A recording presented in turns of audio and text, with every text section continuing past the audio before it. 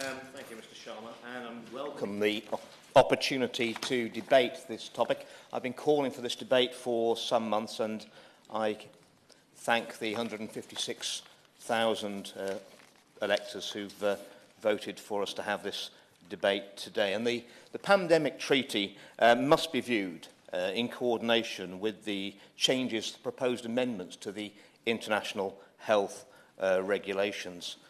As George Santanea said, that those who fail to learn the lessons of history are doomed to repeat them. And I do have some severe worries that the lessons of the last pandemic have not been learnt by the WHO themselves.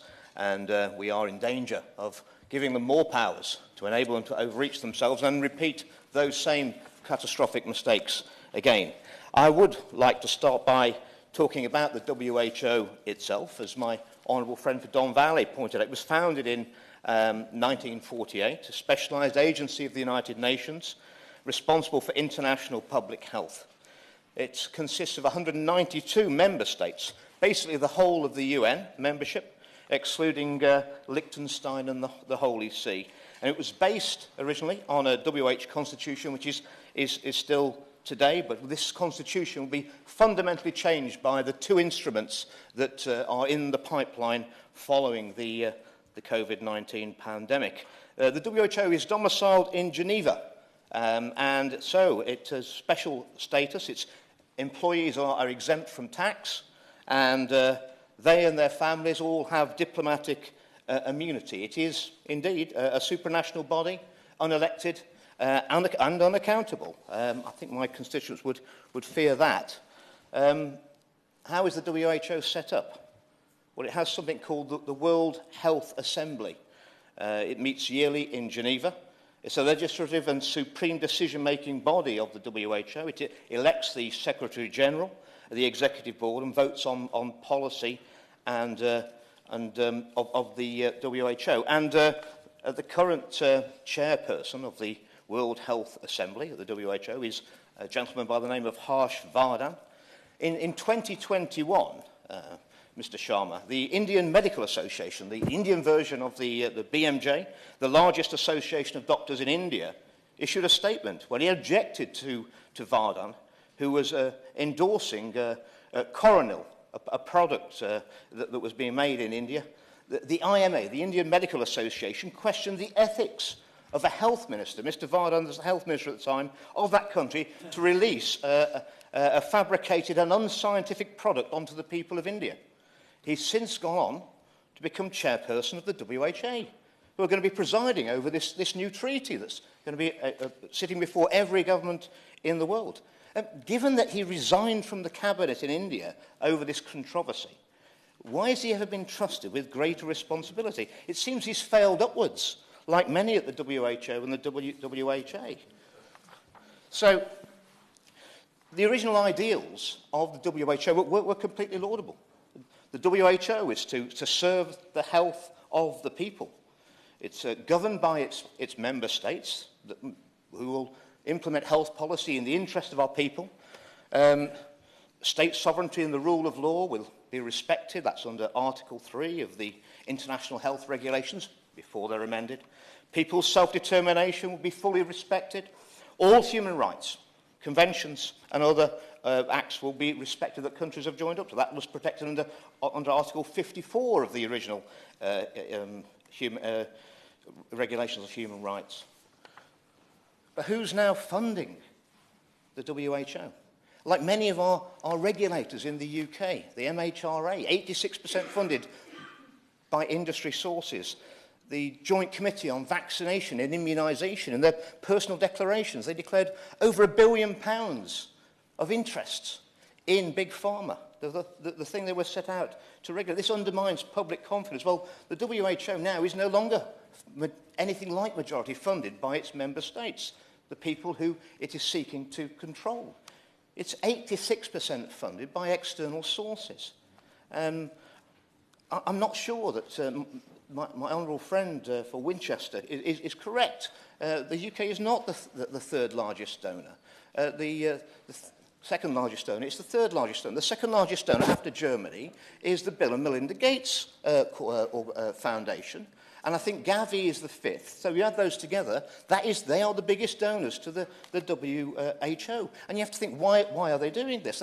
They're also the biggest donors, or biggest investors in pharmaceuticals and the experimental mRNA technology, which proved so profitable for those who proposed it and produced it during the last pandemic.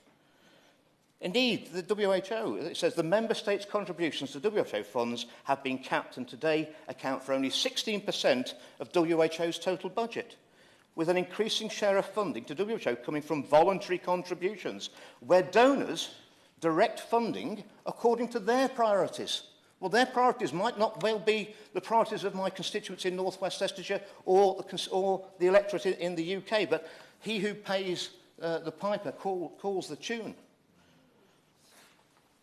The WHO are promoting the influence of private-public partnerships. They promote that on their websites, to the point where it's pay to play.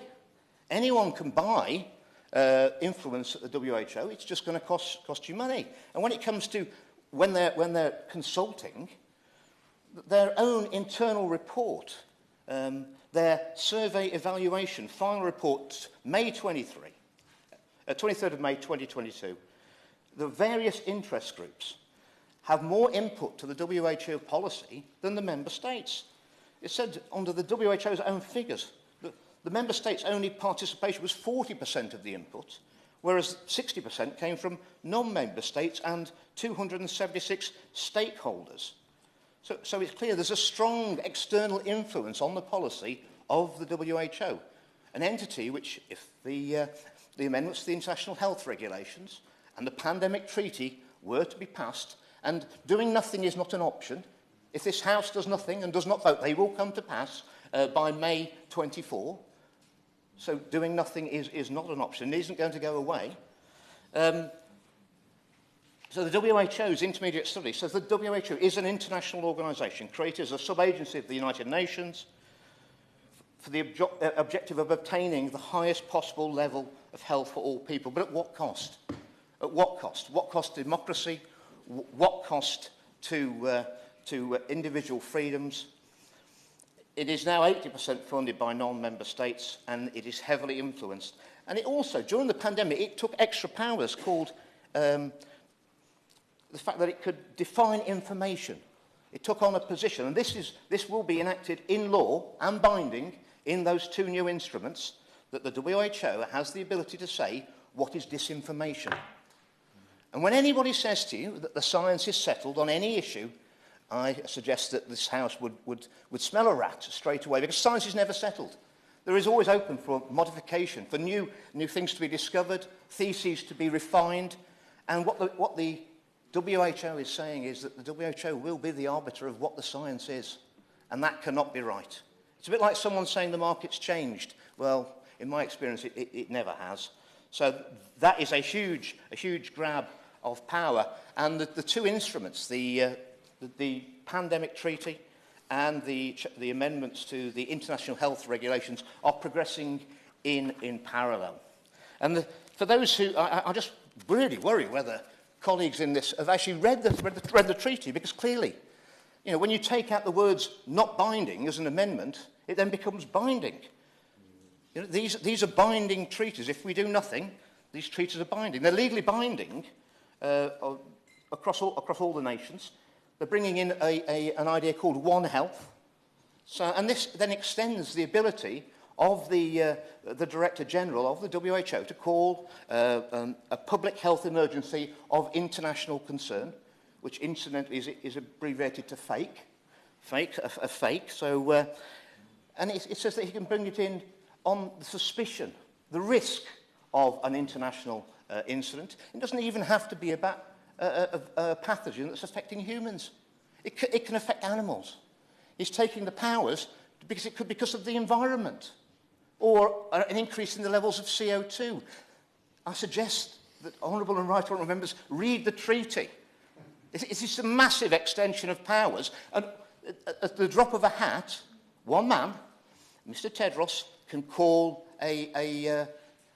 for massive powers to the WHO, and not only will he call when he takes the powers, he will decide when the pandemic or the emergency is over, and when he'll possibly give us the powers back to this House, where elected representatives are supposed to be representing the interests of our constituents. Well, that will all be suspended. And I would, while we're talking about Mr. Tedros, I mean, I would just remind the House that this gentleman who will be deciding the fate of the world, it'll be within his gift to call these emergencies. The conduct of the WHO in the recent Ebola outbreak in the Democratic Republic of Congo, where 83 individuals who are working for the WHO sexually abused local women, and including the sexual assault of a 13-year-old girl. And it was all covered up, Mr. Sharma.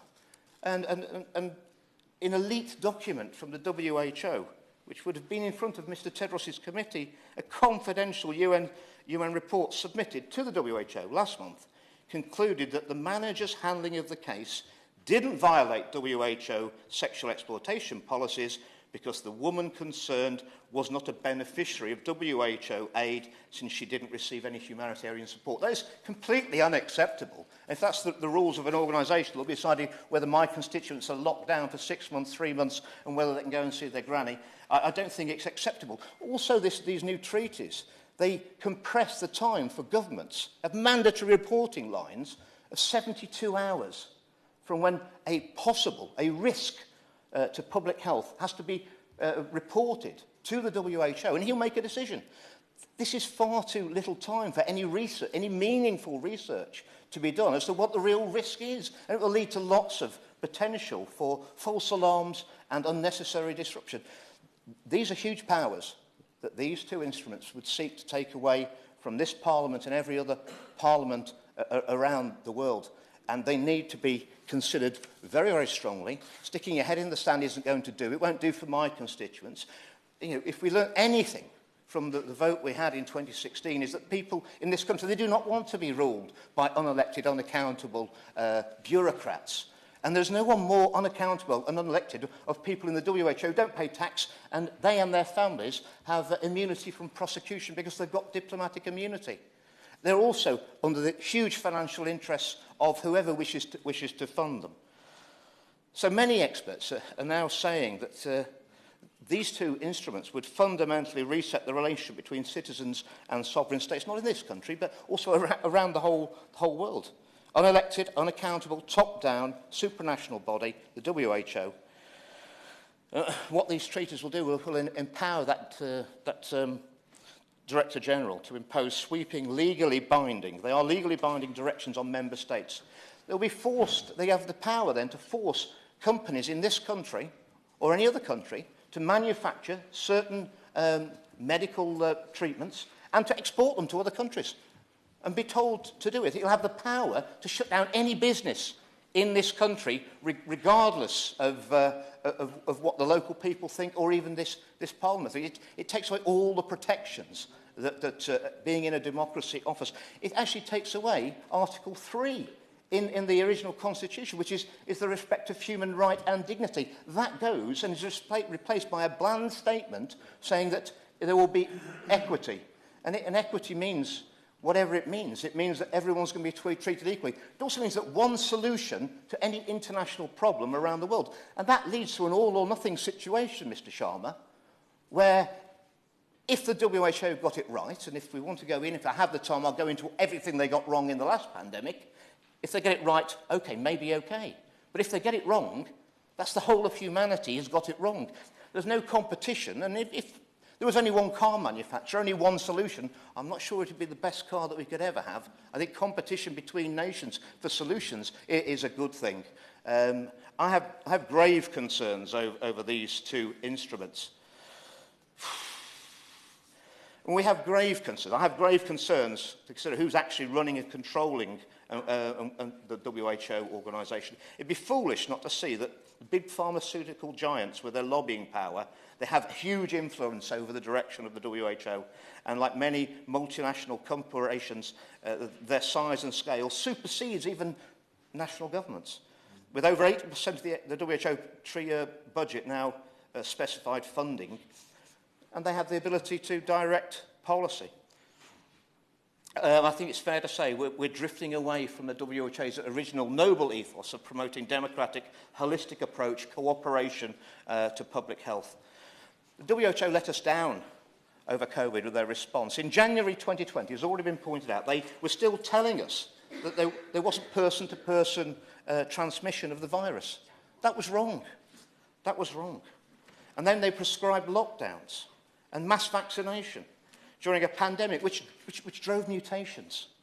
The pandemic response by the WHO and the national governments should be a cautionary tale on the impact on citizens of handing power to the state, and should certainly not be a template for going further and faster in terms of signing away rights and liberties. Indeed, the pandemic response was so brutally illustrated.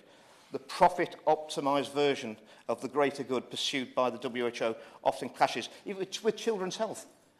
Before I spoke out on the 13th of December with regard to the risks of the experimental mRNA vaccines, the MHRA were looking to authorise the vaccination of children down to the age of 6 months in this country. I'm very grateful that the government listened, and we didn't do that. Indeed, it was then pushed back to people over 50, and after my speech on the 17th of March, I'm delighted that the government now has put it back to only those over 75. That's in a few months. That's a huge difference from we're going to vaccinate everybody, and I think that tells the tale of, if we were all under one rule, we'd be doing exactly the opposite of what this country has individually decided to do.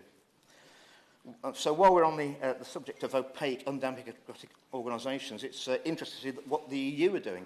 Well, the EU are actually going to, they think that we need to strengthen all this, and they're going to set up, not only with will the WHO be allowed to have a department of misinformation, they'll be the arbiters of whatever the truth is during an emergency. The EU are going to take over exactly the same policy, and they're going to have their own as well. So when we have a pandemic situation, there will be only one version of the truth. Well, that's not very good for science, is it? The One Health approach, it's also a whole society approach. They will have the ability to mobilise every aspect of our society. Once they call those emergencies, they're going to be able to keep them going. They have control of absolutely every aspect of our citizens' life. This is absolutely massive. There's no more important treaty. Of course, if we were to give these sort of powers, which I would never vote for myself, of course we should have a referendum, because sovereignty belongs to the people. It's not ours to give away, and we know that from the referendum we had in 2016. I hope the House listens very carefully and reads these documents. Aston McLeod.